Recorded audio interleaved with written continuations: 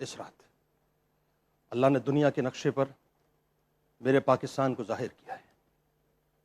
میرا پاکستان اس رات اللہ کے حکم سے اور مصطفیٰ کریم صلی اللہ علیہ وآلہ وسلم کی عنایت سے، ان کی نظر عنایت سے، میں اس پاکستان کو خواہش مصطفیٰ صلی اللہ علیہ وآلہ وسلم جانتا ہوں۔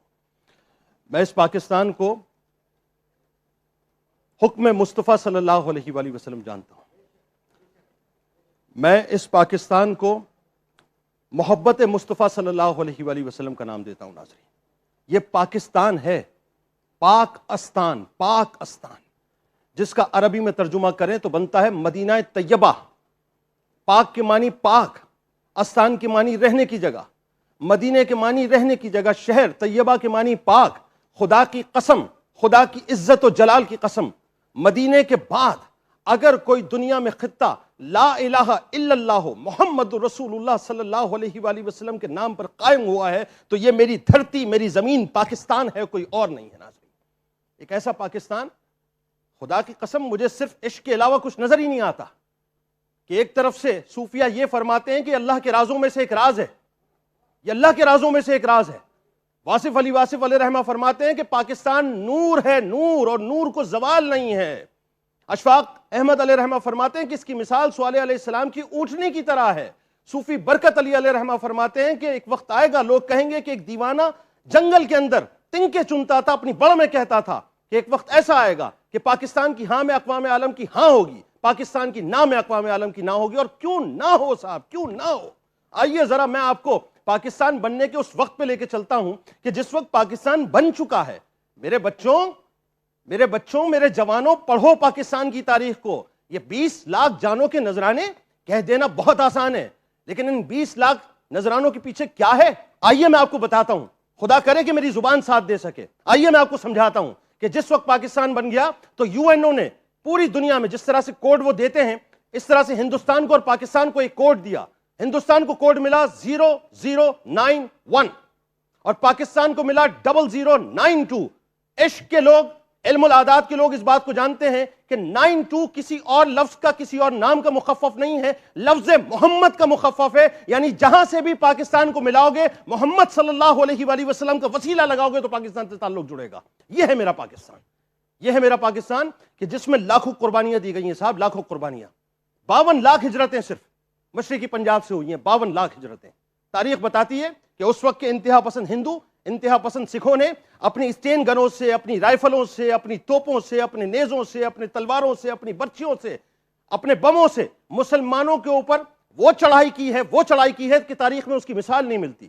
مسلمانوں کو کاٹا گیا، مسلمانوں کو زندہ درگور کیا گیا، مسلمانوں کی مساجد کے اندر خنزیر تک چھوڑے گئے، رسول کریم صلی اللہ علیہ وآلہ وسلم کی شان میں گستاخیاں کی گئیں۔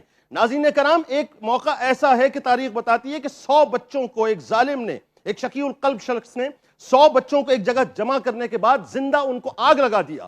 ماؤں کے سامنے ان کے بچوں کو چیرا گیا، ماؤں کے سامنے ان کے بچوں کو کاٹا گیا، ماؤں کے سامنے ان کے بچوں کی بوٹیاں کرنے کے بعد جس طرح سے انسان باربیکیو کرتا ہے، اس انداز سے ان کو ان کی بوٹیاں کھلائی گئیں، ان کے بچوں کی بوٹیاں دی گئیں، کچی بوٹیاں دی گئیں۔ ان سے کہا گیا کہ اپنے بچوں کی بوٹیوں کو کھاؤ۔ یعنی جو بچے نو مولود بچے تھے، ان کی گردنوں کو اڑانے کے بعد، ان کو الٹا کرنے کے بعد، ان کا خون نکالنے کے بعد ان کے ماں باپ کو دیا گیا کہ اپنے بچوں کا خون پیو۔ یہ پاکستان کی تاریخ ہے، یہ پاکستان کی تاریخ ہے کہ نوزائیدہ بچوں کو نیزوں کے اندر پرونے کے بعد دیوار کے اوپر ٹھوک دیا گیا اور ان سے کہا گیا کہ یہ پاکستان ہے، یہ پاکستان کا نقشہ ہے۔ اسی انداز سے ان کے ہاتھ کاٹے گئے، ان کے پیر کاٹے گئے، ان کے کان کاٹے گئے، ان کی ناکوں کو کاٹا گیا۔ بزرگوں کا یہ عالم تھا کہ ان کی ٹانگوں کو کاٹ دیا جاتا تھا، ان کے ہاتھوں کو کاٹ دیا جاتا تھا، اور ان کے تڑپتے ہوئے جسموں کو سڑک کے اوپر اسی انداز سے چھوڑ دیا جاتا تھا۔ میں جالندھر کی مثال آپ کو نہیں بتاؤں کیا؟ جالندھر کیا تھا؟ جالندھر کے اندر میری آپ کی ماؤں، میری آپ کی بہنوں کو برہنہ رقص کروایا گیا۔ یہ رمضان میں 27ویں شب کو جس وقت پاکستان کا اعلان ہوا ہے، جب پہلی عید آئی ہے، تو جس وقت عیدگاہ میں مسلمان نماز ادا کر رہے تھے، اس وقت نماز کے عالم میں ان کی گردنوں کو کاٹا گیا اور ان کی ماؤں کو، ان کی بہنوں کو، ان کی بیویوں کو، ان کی بچیوں کو باہر لانے کے بعد ان سے یہ کہا گیا کہ اب برہنہ ہو کر رقص کرنے کے بعد عید کی مبارک دو اپنے بھائیوں کو، اپنے شوہروں کو اور اپنے باپ کو، اپنی اولادوں کو۔ یہ پاکستان اس طرح سے بنا ہے ناظرین۔ عصمتوں کو جس طرح سے پامال کیا گیا، میری آپ کی ماؤں بہنوں نے اپنی عصمتوں کو بچانے کے لیے دریاؤں میں چھلانگ لگائی ہے۔ بزرگ یہ کہتے ہیں، یہ بتاتے ہیں، تاریخوں میں لکھا ہے ناظرین، کہ وہ کہتے ہیں کہ اگر نعرہ تکبیر کی آواز آ جائے تو آ جانا، اور اگر نہ آئے تو دریا میں چھلانگ لگانے کے بعد اپنی عصمتوں کو بچا لینا. یہاں تک تاریخ بتاتی ہے کہ باپ نے اپنی بیٹی کو خود اپنے ہاتھ سے قتل کیا کہ اس کی عزت پامال نہ ہو.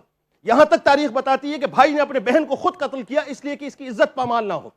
یہ امرتسر سے چلی ہوئی ٹرین، ممتاز مفتی لکھتے ہیں کہ کلیجہ پھٹ جاتا ہے. میں سائیکل پہ جا رہا تھا، جس وقت لاہور آ کے ٹرین رکی ہے تو ایک شور بپا ہوا ہے کہ ہندوستان سے ٹرین آ گئی ہے مہاجرین کی. ایک تعفن، میری روح کہاں پر ہے ناظرین اس وقت یہ باتیں بیان کرتے ہوئے. یہ پاکستان ایسے نہیں ملا ہے صاحب، خدا کا واسطہ میں ہاتھ جوڑ کے عرض کرتا ہوں، اس پاکستان کی قدر کریں، اس پاکستان کی قدر کریں ناظرین.